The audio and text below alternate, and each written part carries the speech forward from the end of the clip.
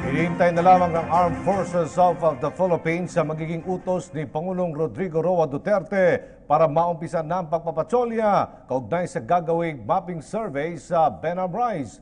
May report si Julius D. Samburun. Para sa sandatahang lakas ng Pilipinas, maninindigan sila sa kanilang tungkulin na protektahan ang mga teritoryo ng bansa. Kabilang na dito ang pagbabantay sa mga dalampasigan at kalupaan ng Pilipinas, gaya sa mga isla sa West Philippine Sea. Pero sa ngayon, ang tanging na lamang daw hinihintay ng Armed Forces of the Philippines ang go signal para maumpisahan ang pagpapatrolya kaugnay naman sa gagawing mapping survey sa Benham Rise. Your Armed Forces of the Philippines is a professional organization.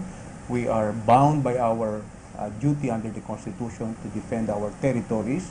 And that said, we are still, of course, under the command of our Commander-in-Chief. So the AFP, under the leadership of General Eduardo Año, is willing and will abide by any instructions relative to this particular issue.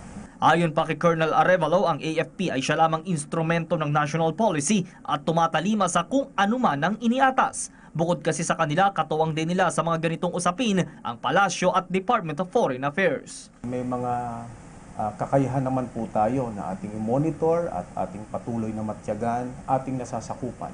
But this information we are giving and submitting to higher headquarters for their information, so that any decision that will have to be made by our commanders, the higher ups will be one of an informed decision, so that sa pag-weigh po nila ng mga issues, mga pros and cons, ay magagamit po nila ang impormasyon na nakalap ng inyong sandatahang lakas.